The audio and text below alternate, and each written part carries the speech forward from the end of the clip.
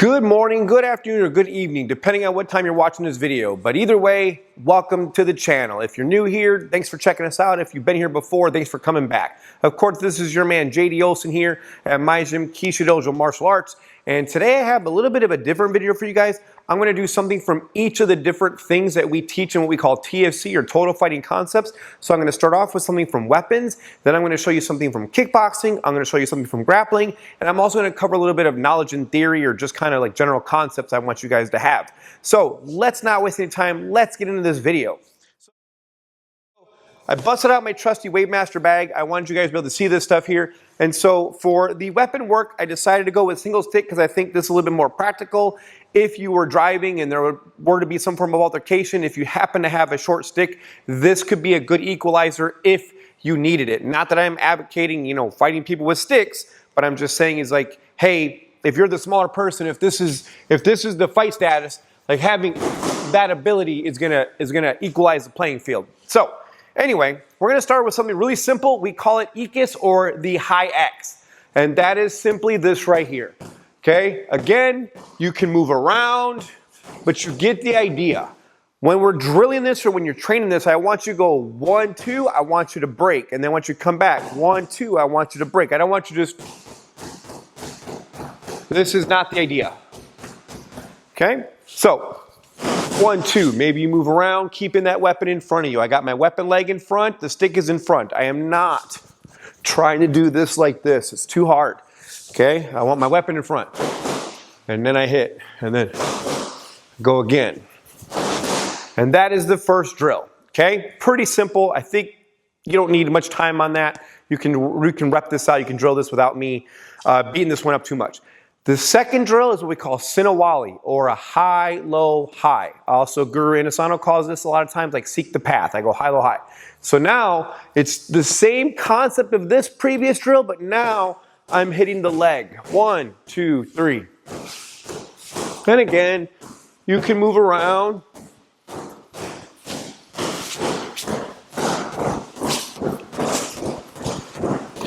Okay, so that's your second drill. High, low, high.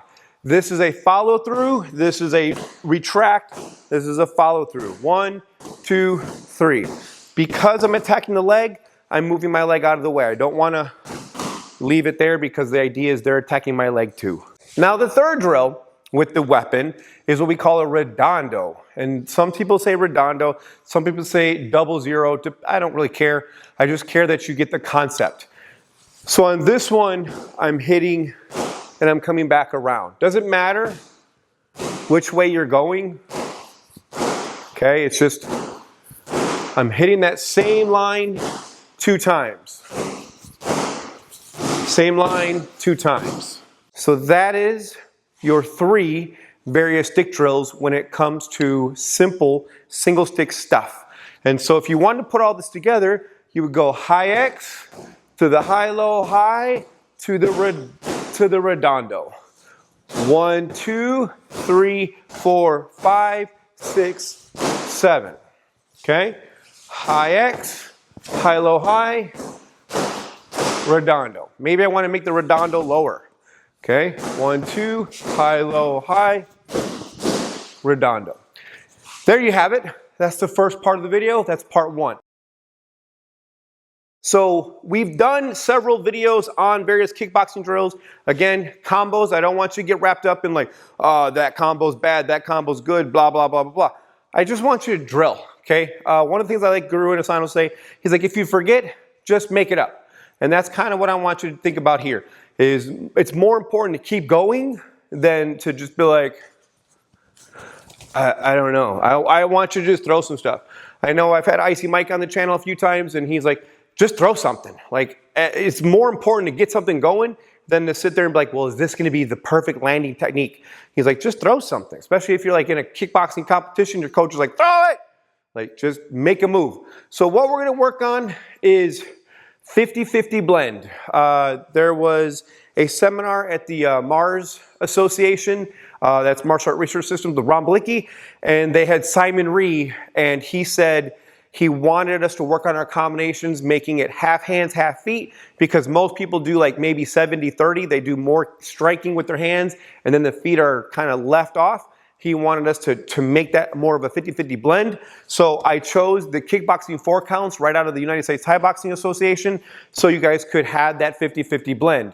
And so we're working a simple jab cross, and then you're gonna switch kick, rear kick. So the jab cross is gonna happen every single time. So you don't have to really think about that anymore. Just understand you're gonna throw the jab and the cross. Remember, if you're new to this, a jab is coming off the lead leg, and the cross is crossing your body and coming off of the rear leg, okay? I don't want you to go cross, jab, but I want you to go jab, cross.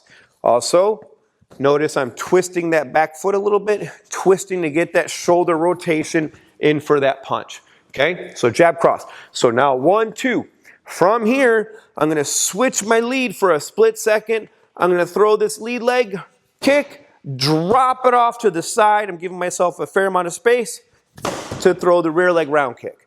So 1, 2, switch kick, round kick. 1, 2, 3, 4. Okay, that's your first combination. Simple. Punch, lead kick, rear kick. Okay? The next one, the second one we're going to work on is going to simply be the reverse kicking. So I still throw jab cross, but now I'm going to throw this kick to that kick. And I personally don't switch kick the lead leg. I feel it's awkward. If you want to do that, cool. If your coach told you to do that, also cool. But it just feels awkward to go 1, 2, here, there. There's like a long delay, in my opinion.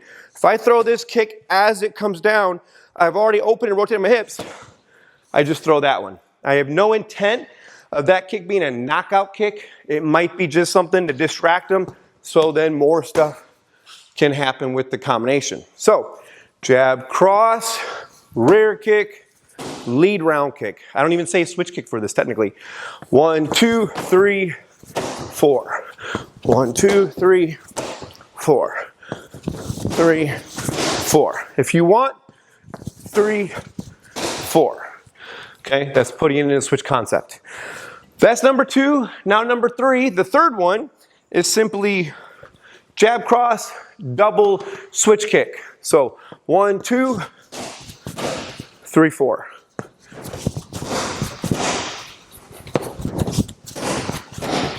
One more time. And then the last one, rear 2 times.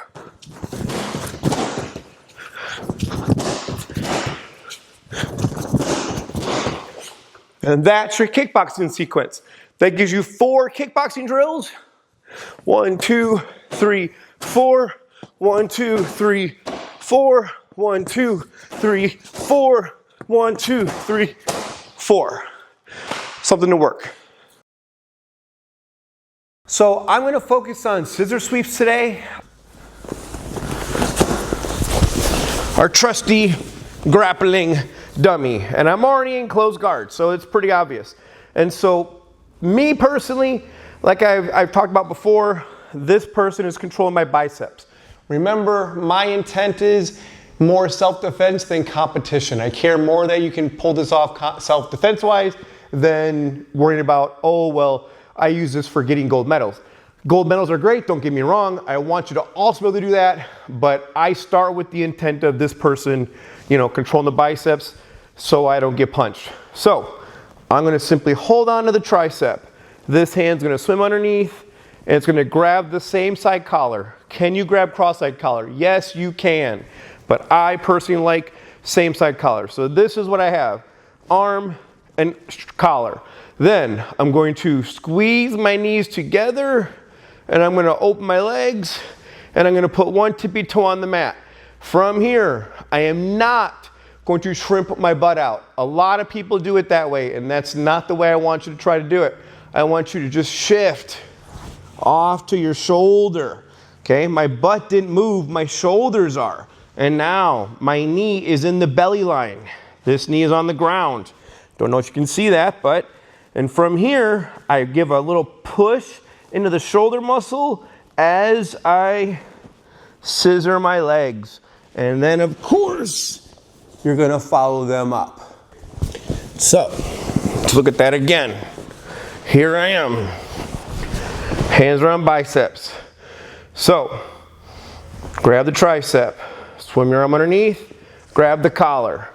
Okay? I don't want to pull them down too hard either, because then it's too hard to get my knee to the belly. I kind of like this space right here. I like this arm being pretty locked. And now, as I pinch, my knees are pinching their body, one foot is on the mat, and I'm just gonna shift myself onto my shoulder. This leg is on the ground, knee to belly button. And now, as I scissor my legs, I'm also gonna give a little push. And then that helps me get on top as well. And again, I'm still pulling on this tricep because that gives me the ability to set up arm bars and other things as well. So I've never given that control up. I'm gonna go profile for you guys. So this makes maybe a little easier. So here I am. Grab tricep, swim my arm underneath. So I'm here like this. Open my legs, tippy toes on the mat. Rotate onto my shoulder, knee to belly button. As I scissor my legs, I'm also gonna push with that hand, getting myself into this position. Okay, that is scissor sweep number 1. Now we're gonna talk scissor sweep number 2. So same thing. I'm gonna still grab that tricep, that hasn't changed. And again, I'm gonna open my legs, but this time the arm that I'm blocking is the same leg I put down. Now I'm gonna pivot my upper body just like before, but this time I'm gonna dive my hand between my butt and his knee or their knee. So I'm in this position, I got that leg right there. And now this calf muscle is in their armpit, and I'm going to kick as I lift the leg. And again, I'm pulling that arm.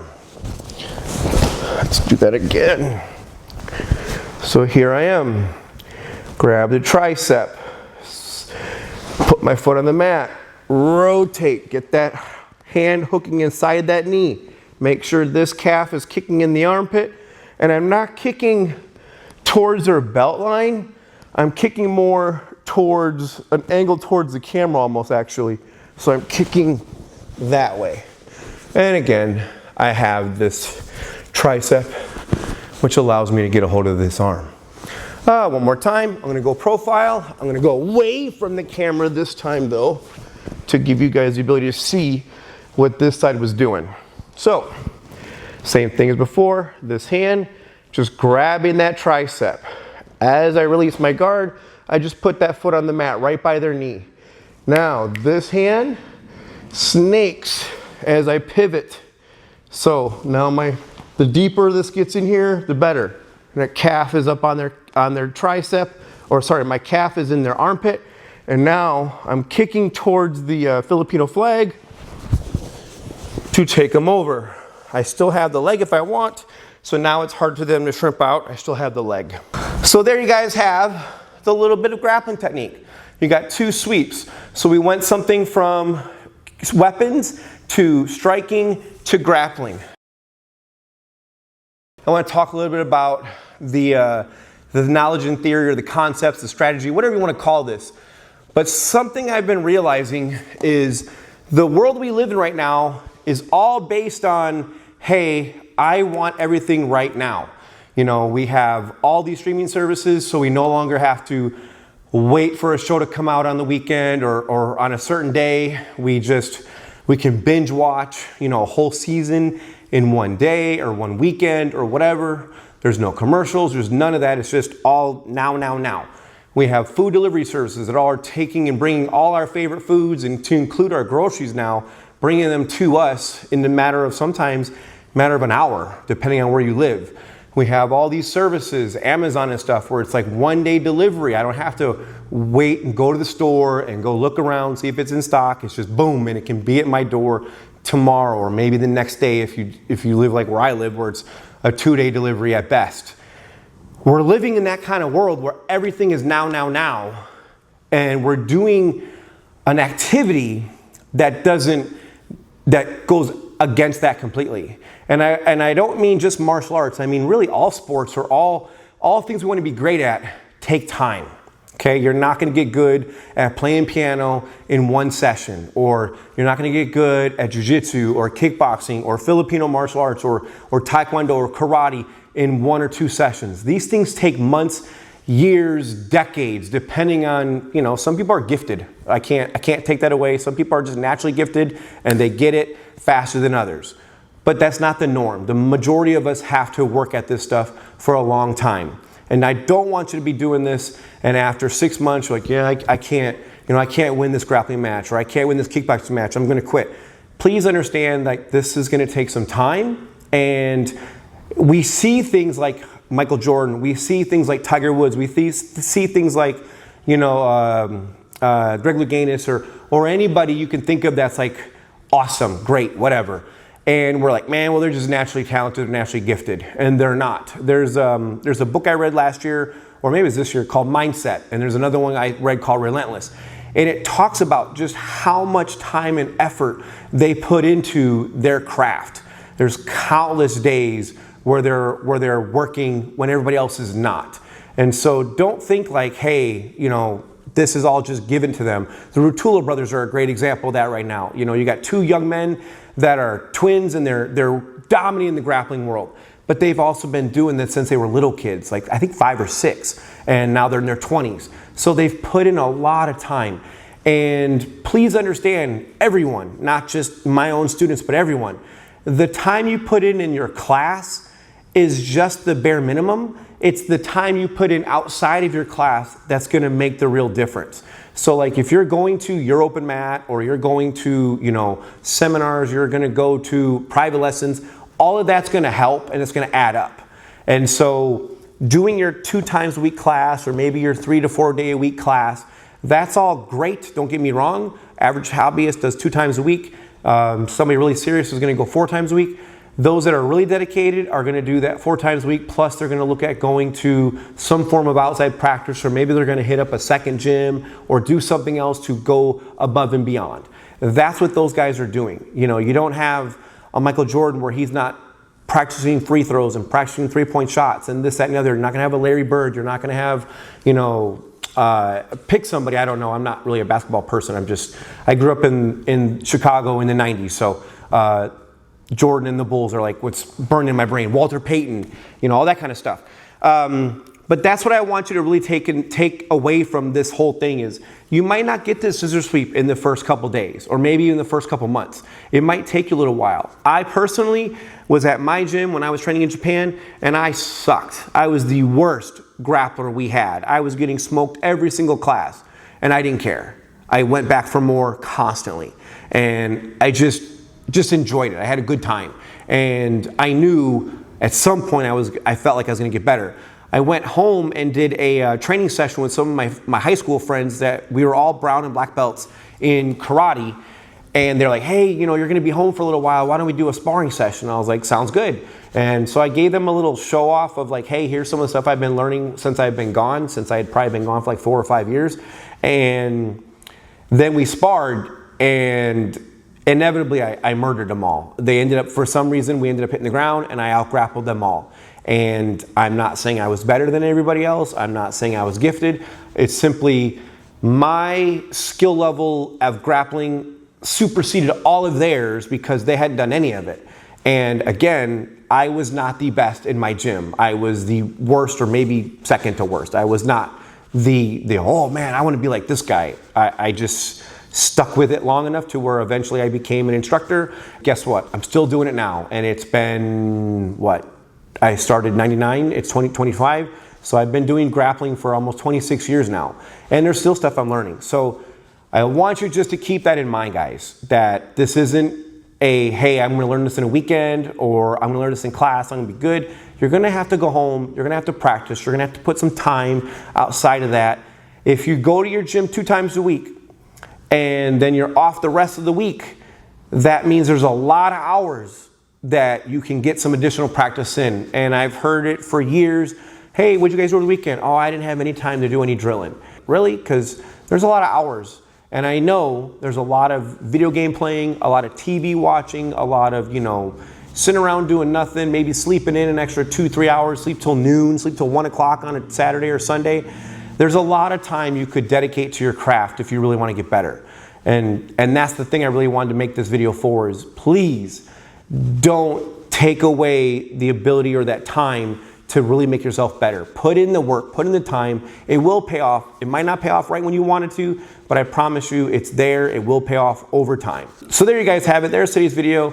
Keep training. Don't quit. This is a marathon, not a sprint, as you've probably heard before. So keep your eye on the prize, okay? This is JD, and I'm out.